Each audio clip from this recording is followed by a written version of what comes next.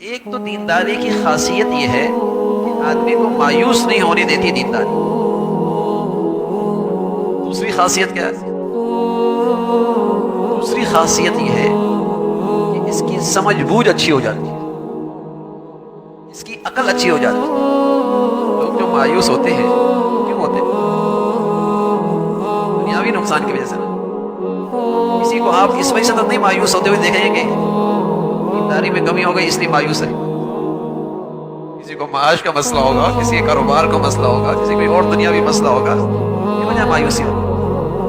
اللہ تعالیٰ کے یہاں نقصان ہوا، ایک آدمی تعزیت کے لیے گیا، افسوس کرنے کے لیے.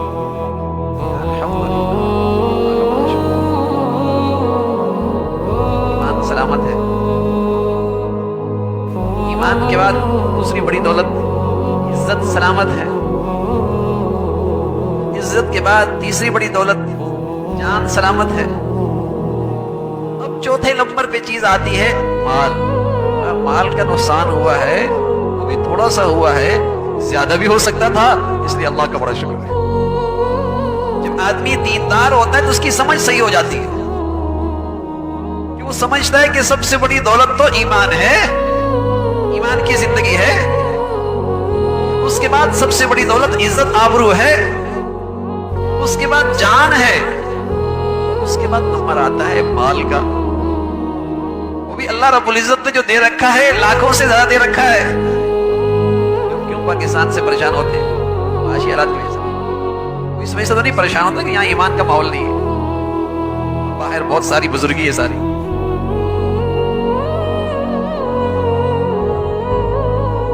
سوچ بھی صحیح نہیں ہوتی، عقل بھی صحیح کام نہیں کرتی.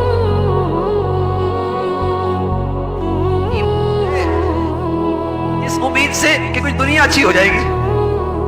اور پہلے مسلمانوں کی سمجھ بڑی اچھی ہوتی تھی، وہ دنیا چھوڑا کرتے تھے ایمان کی خاطر. اور آج مسلمان دنیا کی خاطر ایمان کا ماحول چھوڑ رہا ہوتا.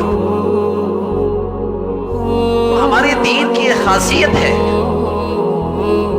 مایوس نہیں ہونے دیتا، اور اس سے آدمی کی عقل، سمجھ، سوچ، فکر سلامتی آتی. سب سے قیمتی چیز تو ایمان ہے نا بھائی. اپنے مال کو خرچ کرتے جان بچانے کے لیے، اپنے ایمان کی خاطر بھی. ایمان کی شان یہی ہے. ایمان ایسی چیز ہے جس پر وہ اپنا مال بھی قربان کر سکتا ہے، جان بھی قربان کر سکتا ہے، عزت آبرو بھی قربان کر سکتا ہے. ایسی سمجھ نصیب فرما. ایمان کی سمجھ تو یہی ہے. دینداری تو یہی سمجھ دیتی ہے. جب دینداری صحیح ہوتی ہے تو یہ سمجھ آ جاتی ہے. مسلمان رضی اللہ تعالیٰ عنہ ایمان کے ماحول کی طرف ہجرت کر رہے ہیں. یا اللہ کے نبی موجود ہے مدینہ منورہ میں. اب راستے میں لوگ آئے، روکا راستہ. مکہ کی ایک تجارت کی معاش یہاں سے کمایا، ایسا یہاں اکٹھا کیا، تم مدینہ جا کر مدینہ کی معیشت میں حصہ ڈالو، ہم سے یہ برداشت نہیں. یہاں کی کمائی وہاں نہیں لے کے جانے دیں گے.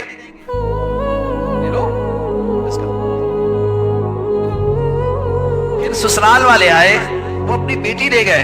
جانا ہے تو اکیلے جاؤ، ہماری بیٹی نہیں لے کے جا سکتے. اپنے گھر کے لوگ آئے، ایمان سے بات، جانا ہے تو اکیلا لے کے جاؤ، ہمارے اس چھوٹے بچے کو نہیں لے کے جا سکتے. وہ تو اس حال میں اللہ کے نبی صلی اللہ علیہ وسلم کی خدمت میں پہنچے، اٹھتے لٹائے اور اپنی بیتی سنائی، اپنے اس سفر کی بیتی سنائی. رسول صلی اللہ علیہ وسلم فرمانے لگے، یا ابا سلمہ قد نفع کی تجارت کی ہے کہ باقی ساری قیمتی دولت بچا کے آ گیا ہے. نفع کی تجارت ہوئی نا.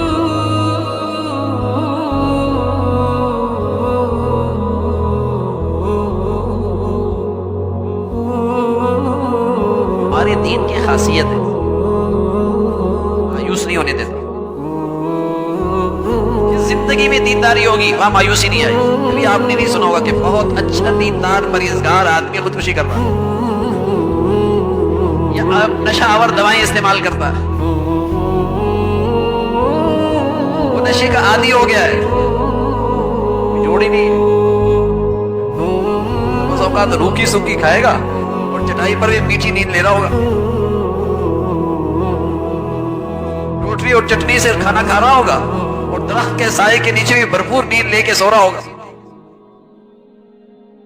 और इसके पास पलंग भी है, ड्राइंग रूम भी शानदार है, एसी भी है, हाँ, और बेचारे को रात भर नींद नहीं आ रही, तड़पती हुई गुजरती है, बेचैनी और बेसुकूनी भी गुजरती है। जो कुछ सुना गया अल्लाह इस पर अमल करने वाला और आगे लोगों तक पहुँचाने वाला बनाए। मज़ीद इस्लाही बयानात के लिए हमारा यूट्यूब चैनल ईमान और यकीन को सब्सक्राइब करें। जज़ाकल्लाह।